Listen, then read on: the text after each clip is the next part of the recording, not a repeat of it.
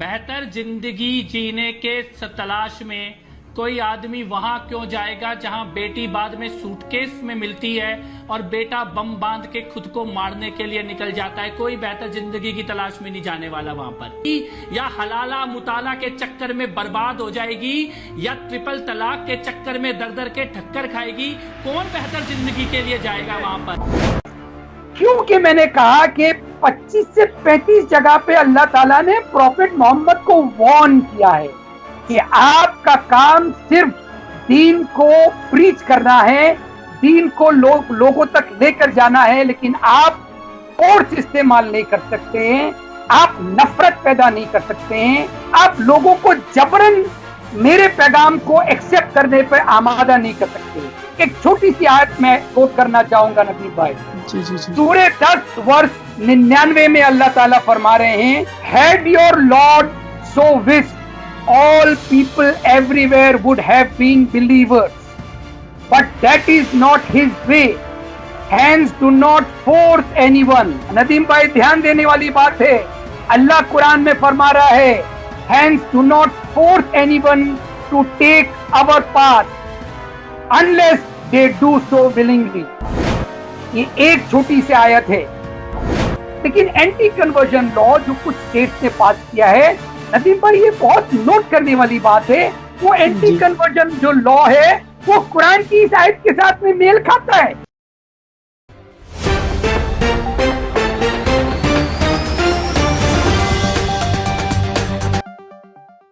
पल न्यूज से मैं हूं आपके साथ नदीम अकरम। जबरन धर्मांतरण का मुद्दा जो है वो सोशल मीडिया के साथ साथ गोदी मीडिया में भी वायरल हो रहा है और कुछ तस्वीरें जो हैं वो जानबूझ करके ऐसी क्रिएट की जा रही हैं जिससे एक मुस्लिम समुदाय को टारगेट किया जा सके। आज इसी पूरे प्रकरण पर हमसे बात करने के लिए इस्लामिक स्कॉलर अतीकुर रहमान साहब मौजूद हैं, जो डिबेट का हिस्सा भी बनते हैं, जो सही बात होती है उसे सामने रख देते हैं तो उनके मायनों को गलत तरीके से पेश कर दिया जाता है। ऐसा ही एक वाकया हुआ कपिल मिश्रा के साथ, जो कि ट्विटर पर आज ट्रेंड कराने की कोशिश की जा रही है कि अतीकुर रहमान साहब की बोलती बंद कर दी गई है। कितनी सच्चाई है इसे जानने की कोशिश करेंगे। सर, किस तरीके से वो पूरी टीवी डिबेट थी जिसके बारे में आपकी भी छवि को ध्रुमिल किया जा रहा है और मुस्लिम समुदाय के ऊपर भी सवाल उठाए जा रहे हैं, क्या था पूरा मामला वो? जी देखिए नदीम साहब, क्योंकि कई डिबेट्स में जाता हूँ, बहुत कुछ याद नहीं रहता है ऐसी डिबेट्स के बाद में, और हम आदी हो गए हैं जो इल्जामात हमारे ऊपर लगाए जाते हैं। मैं समझ रहा हूँ वो रिपब्लिक भारत की डिबेट थी और मुझसे पूछा गया था कि क्या आप इसका समर्थन करते हैं, और इसके साथ साथ मुझे बड़ा अच्छा भी लगा कि कुछ गोदी मीडिया में भी सुधार आ रहा है, क्योंकि बार बार उस चैनल के ऊपर ये कहा जा रहा था एंकर के द्वारा कि भाई किसी धर्म से इसका लेना देना नहीं है और कोई धर्म कोई मजहब फोर्स कन्वर्जन को इजाजत नहीं देता है, उसको मान्यता नहीं देता है।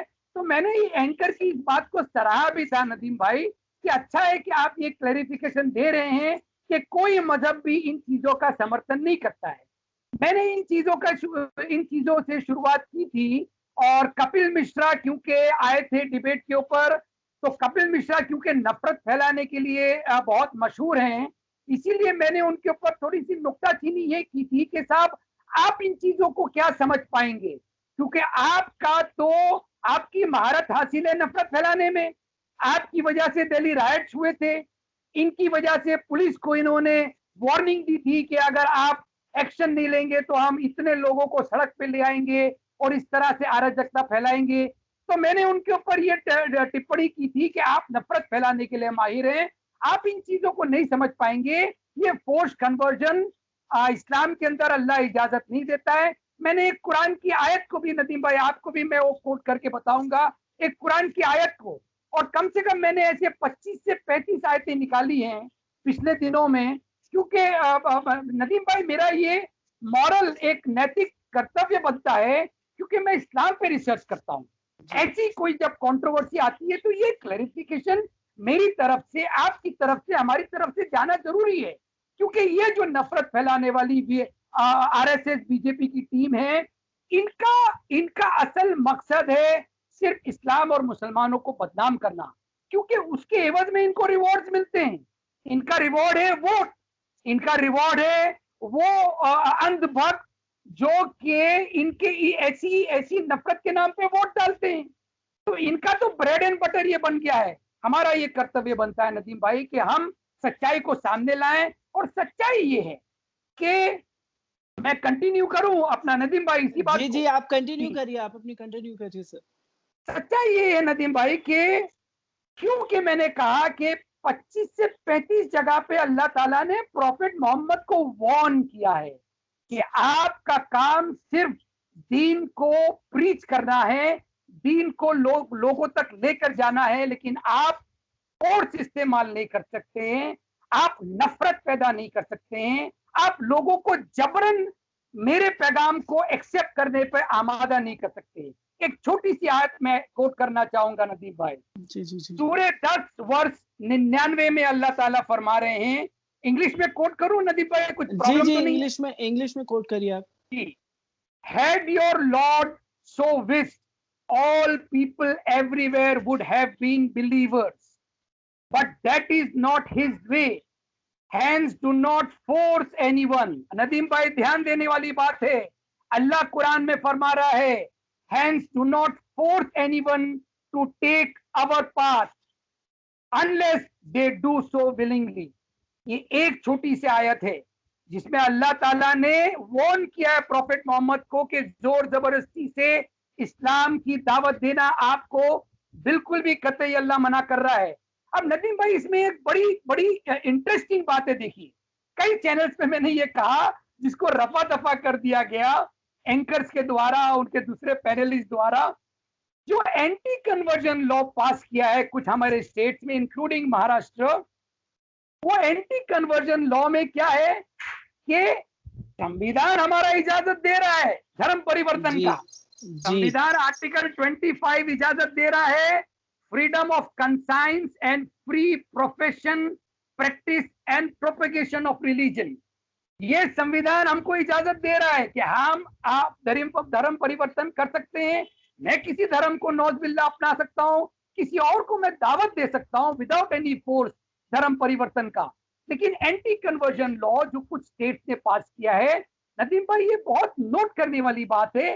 वो एंटी कन्वर्जन जो लॉ है वो कुरान की इस आयत के साथ में मेल खाता है, क्योंकि वो एंटी कन्वर्जन लॉ भी ये कहता है कि फोर्स इस्तेमाल नहीं होना चाहिए, और ये कुरान की आयत भी कह रही है कि फोर्स इस्तेमाल नहीं करना चाहिए। तो ये बड़ी पेचीदा बात है जिसको हम लोगों को उजागर करना जरूरी है।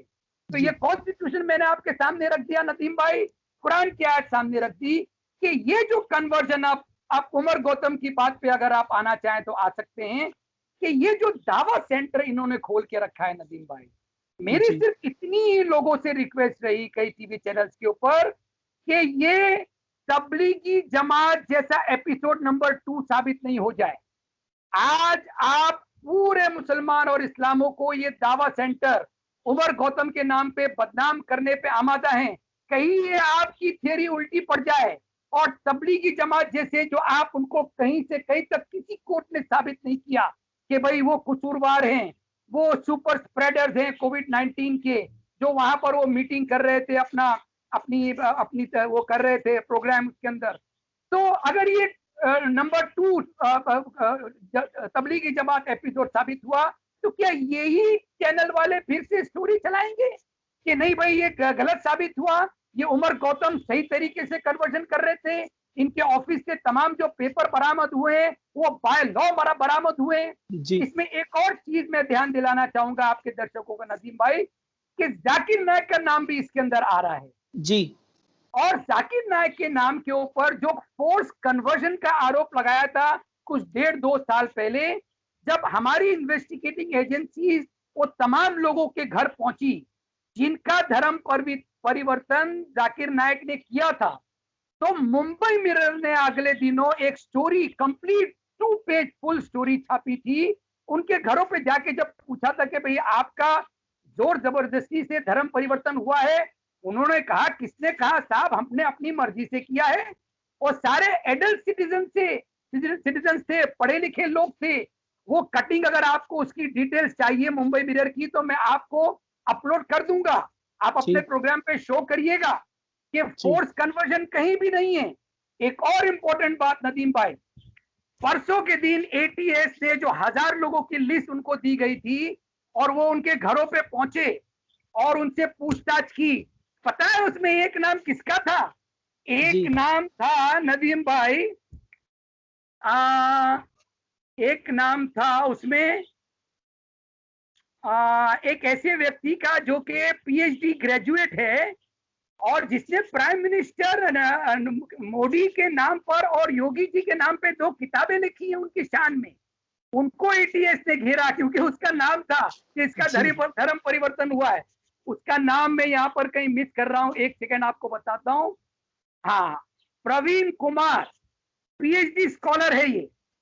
एटीएस ने घेरा और इनसे पूछा भाई आपका धर्म परिवर्तन कैसे किया उमर गौतम ने? तो उसने कहा क्या बात कर रहे हैं भाई, मैं अभी भी हिंदू हूं और मुझे किसी ने अप्रोच नहीं किया कन्वर्जन के लिए। और एटीएस ने फिर उनको कहा कि भाई हम माफी चाहते हैं आपसे, ये हमारा जो वार्तालाप है ये बाहर जाके आप किसी से कहना नहीं। और उसने रिवील कर दिया टाइम्स ऑफ इंडिया न्यूज़पेपर के अंदर, इसकी डिटेल भी मैं आपको अपलोड करता हूँ। और उसने बताया कि अगर मैंने प्रधानमंत्री और योगी जी की शान में ये 2 किताबें नहीं लिखी होती तो एटीएस कभी मुझे मेरी बात मानता नहीं कि मेरा धर्म परिवर्तन नहीं हुआ है या मुझे कोई लालच दिया गया है। तो ये 1000 लोगों की जो लिस्ट बनाई है नदीम भाई, मैं दावे के साथ कह रहा हूं कि ये झूठ साबित होगा, ये प्रोपोगंडा है, एंटी मुस्लिम एंटी इस्लाम प्रोपोगंडा है। इलेक्शन नजदीक है, इनकी ये षड्यंत्र हमेशा हमेशा नफरत फैलाने का कम्युनल एजेंडा और सामने आएंगे। और मैंने कई चैनल पे ये भी कहा नदीम भाई, हिंदू मुस्लिम एकता जिंदाबाद, इस्लाम की जो शरिया है वो हिंदुस्तान में कभी लागू नहीं होना चाहते मुसलमान यहाँ का। जब तक कि हमारा प्रिय संविधान जिंदा है हम उसको मजबूत करने में, तो ऐसी बातों को मोदी मीडिया उड़ा देता है, रफा दफा कर देते हैं, उसको सामने आने नहीं देते हैं। लेकिन मेरी कोशिश हमेशा ये से रही है नदीम भाई कि मैं हिंदू मुस्लिम एकता को जिंदाबाद कहूं और संविधान की रक्षा के लिए, उसकी सुरक्षा के लिए मैंने कहा हम अपना खून से खून का एक एक कतरा बहा देंगे। जी अतीक साहब, इसी के साथ साथ जो तस्वीर देखने को मिली डॉक्टर उमर गौतम साहब की, क्योंकि ये दावे किए जा रहे थे जबरन, आपने सारी बातों को गोदी मीडिया में जाकर के रखा कि इस्लाम में जोर जबरदस्ती की कोई जगह ही नहीं है। पर आज के दौर में देखा जाए जो लोग इस्लाम धर्म कबूल कर रहे हैं उन्हें पहले मजिस्ट्रेट के सामने जाना पड़ता है, पर सीधा सीधा जो पूरा ठीकरा है वो डॉक्टर उमर गौतम के सर पर फोड़ दिया गया है कि डॉक्टर उमर गौतम ही जो हैं वो धर्मांतरण करा रहे थे। किस तरीके से देखते हैं जो एक ऐसी तस्वीर डॉक्टर उमर गौतम की मुफ्ती जहांगीर की सामने रखी जा रही है कि किसी आतंकी घटना को अंजाम दे दिया गया हो? नदीम भाई, एक और बात का खुलासा करना बहुत जरूरी है। देखिए, कानून बहुत है हमारे मुल्क के अंदर और ऐसी बातों के अंदर कानून का उल्लंघन भी होता है। और मेरा ये कहना है कि अगर कानून का कहीं उल्लंघन हुआ है तो हम जरा भी उसका समर्थन नहीं करेंगे। अगर इन लोगों को मैजिस्ट्रेट के सामने अगर ये इस तरीके का कानून है, पेश होना चाहिए था, नहीं हुए तो ये गलत हुआ, इसके खिलाफ एक्शन होना चाहिए। लेकिन देखिए, ये मामला नदीम भाई लिबर्टी का है।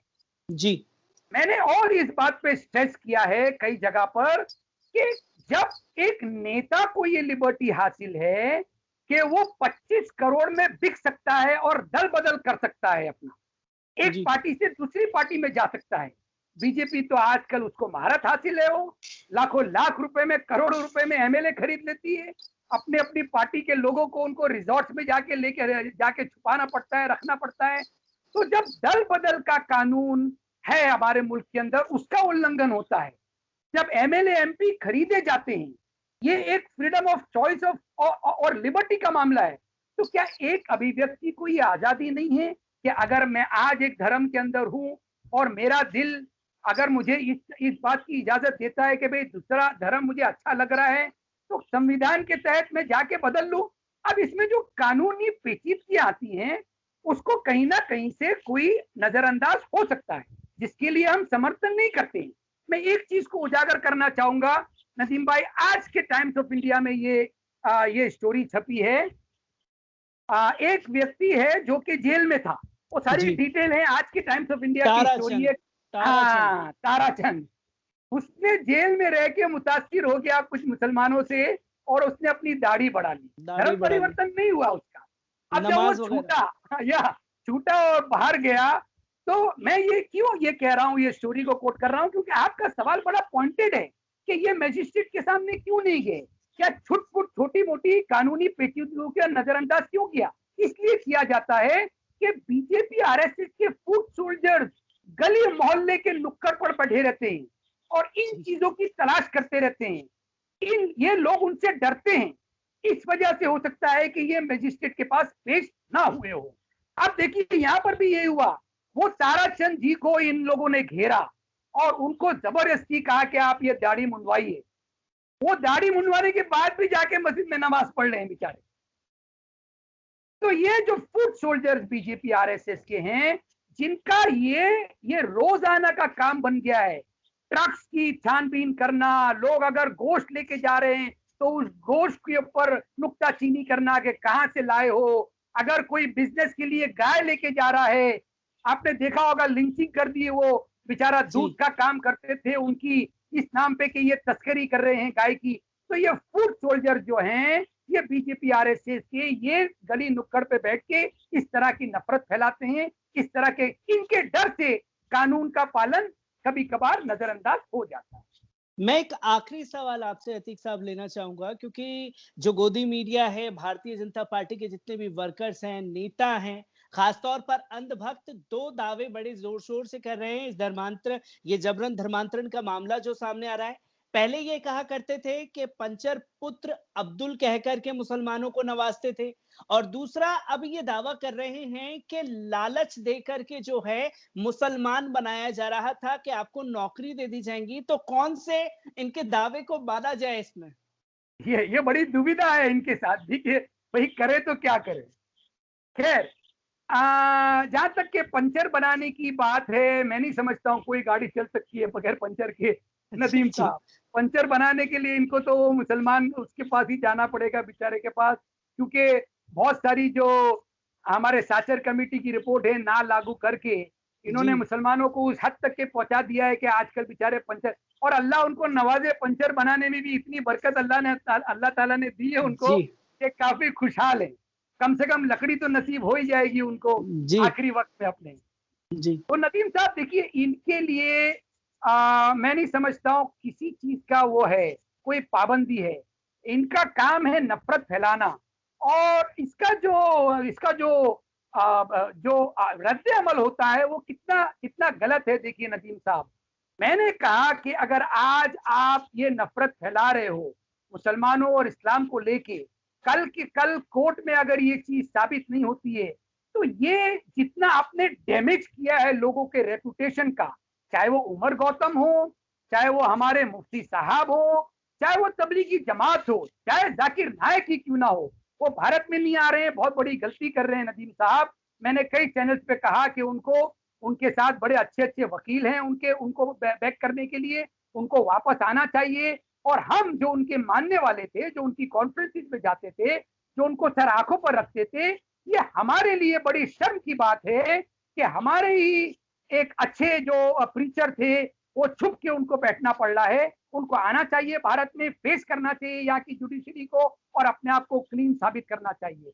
लेकिन सवाल ये है, जो डैमेज हो जाता है, जो डैमेज रेपुटेशन का हो जाता है। आज की ये टाइम्स ऑफ इंडिया की 2 स्टोरी है, देखिए आप, उसके अंदर बताया गया है कि एक मुसलमान व्यक्ति 20 साल जेल काटने के बाद आज आया, उसकी नौकरी छीन गई, उसके वालिद का इंतकाल हो गया, उसके घर में जो रोजगार कमाने वाले ये वाहिद व्यक्ति थे, उनके साथ अब कोई रोजगार नहीं रहा। तो ये डैमेज रेपुटेशन का कॉम्पेंसेशन क्या? क्योंकि इनका तो प्रोपोगेंडा बिल्कुल सही जगह पे लगा है, सही इनका तीर लगा है, इनका प्रोपोगेंडा ही काम आता है। नफरत का बीज इन्होंने बोया और इसकी फसल का फायदा भी इन्होंने उठाया।